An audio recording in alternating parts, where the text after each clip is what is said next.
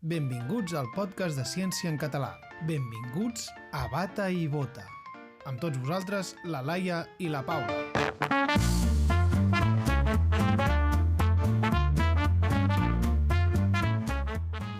Què tal, Paula? Preparada per la història d'avui?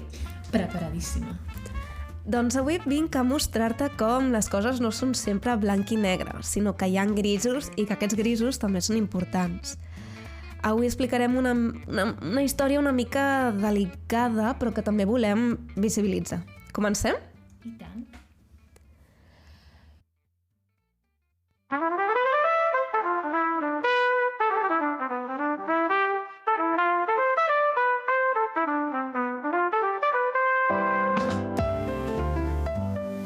Som l'any 1843, a la petita i tranquil·la ciutat de Salisbury, Connecticut.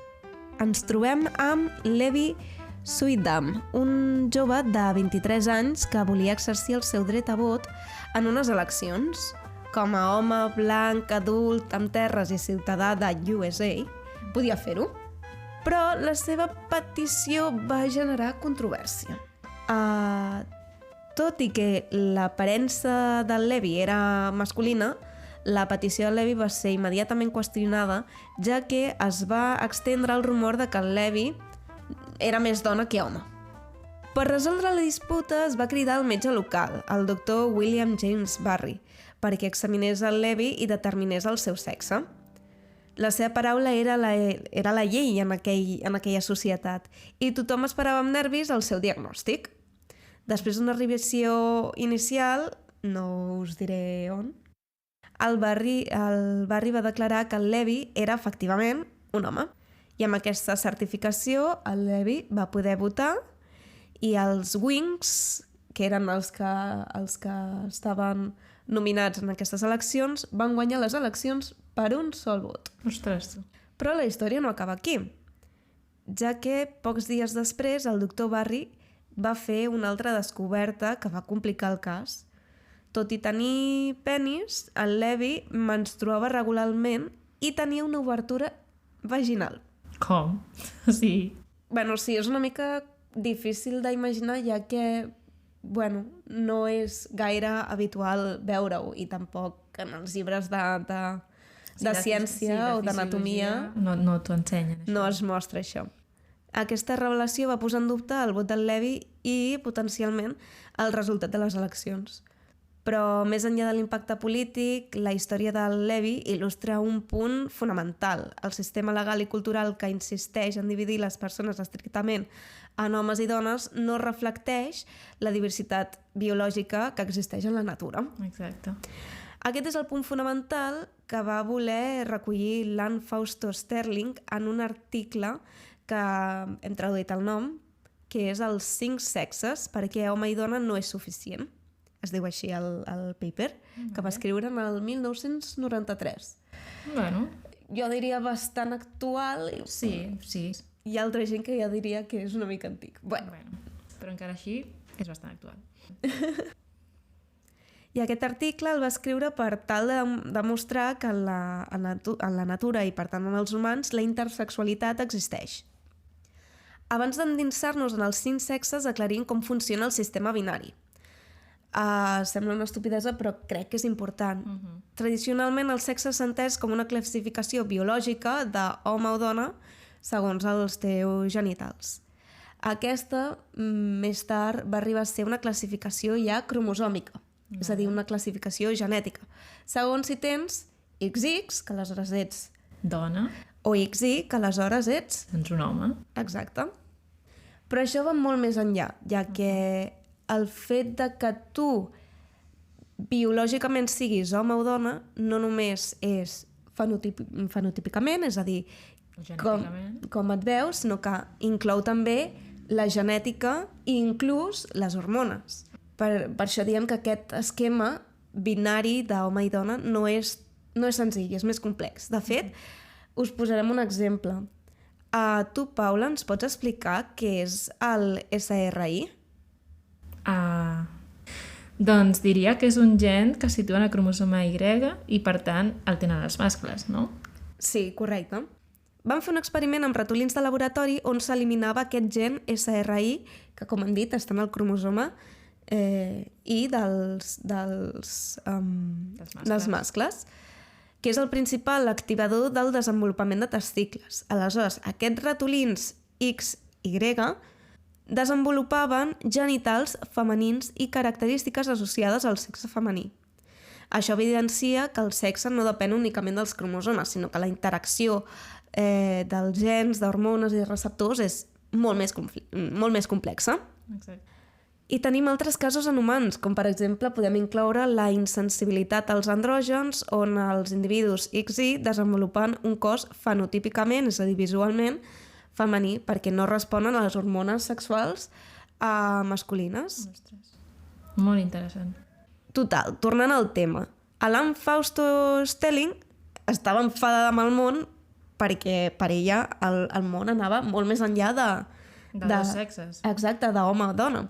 I en el 1993, com hem comentat abans, va fer públic el paper que us comentàvem, en el qual explica que hi ha persones que no encaixen en aquestes categories i, per tant, suggereix, a més dels dos sexes tradicionals, que podríem considerar 3 categories més per capturar aquesta diversitat biològica que existeix, que continua existint i que és real. Exacte.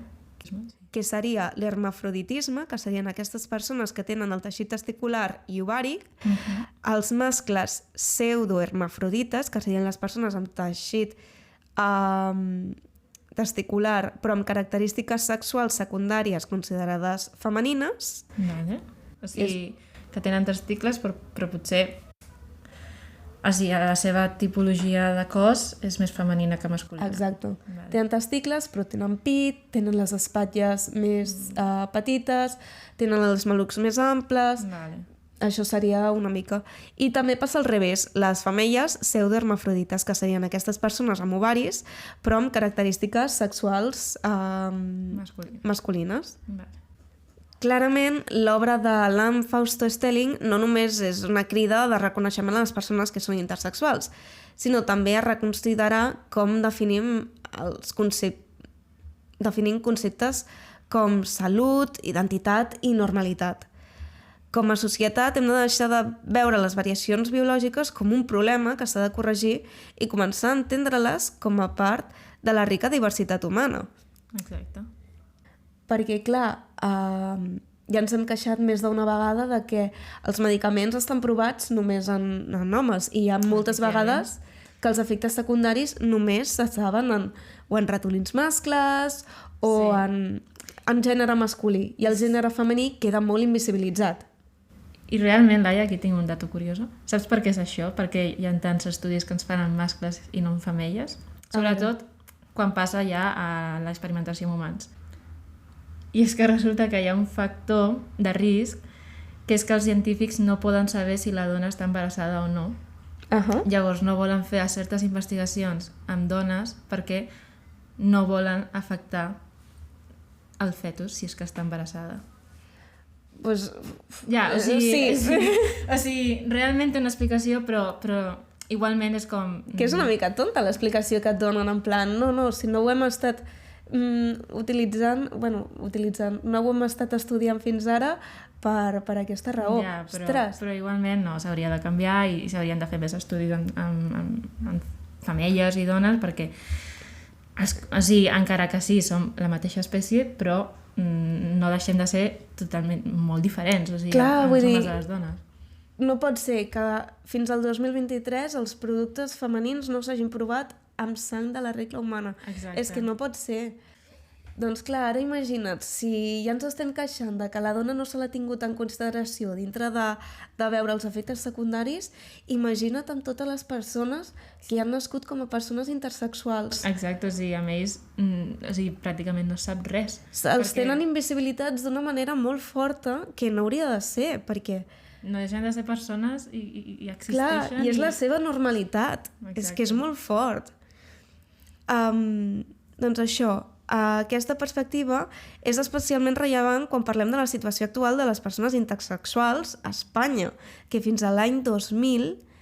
A l'any 2000... És que això és molt heavy. els nadons intersexuals sovint passaven per cirurgies per normalitzar els seus genitals. Sí, és com, vale, ara decidim si seràs un home o una dona, quan ets un nadó i no pots ni articular paraules. Clar, sense el consentiment de la persona. Clar, a veure, és un nadó, no pots demanar el seu consentiment. És molt complicat. És una elecció que hauria de ser... Hauria de ser pròpia, sí. Exacte. No de part dels metges o dels seus pares, en aquest cas, probablement. Sí, que en aquell cas jo entenc que volíem fer la situació com molt més fàcil per la persona. No entenc jo que hi hagués maldat dintre d'això, però em sembla com molt forta la situació. Sí. Però bueno, per sort, a l'actualitat hi ha un canvi en la forma d'abordar aquesta situació. I és que el dret dels infants intersexuals es respecta més evitant intervencions mèdiques no essencials i promovent que siguin ells mateixos qui en un futur prenguin la decisió sobre el seu cos. És a dir, que si es senten més homes o més dones i volen fer-se alguna reconstrucció, que tinguin l'oportunitat de fer-ho, però realment perquè ells volen i se senten còmodes. Igual que hi ha persones que se senten còmodes amb els genitals que tenen i el seu aspecte físic. Totalment respectable. Però bueno, com veus és un tema que enfada una mica. Sí, una miqueta, la veritat. Avui hem vingut una mica intenses i intentarem agafar una mica d'aire per continuar i no acabar amb aquest amb aquest regust. Exacte. Sí. I bueno, hem de tancar i res més, així que esperem que us hagi agradat aquest episodi de Bata i Bota. Ens podeu seguir a les xarxes socials, a l'Spotify, a l'Alexa també ens podeu demanar. Exacte. I res, jo sóc la Laia. Jo sóc la Paula. I recordeu... Stay curious.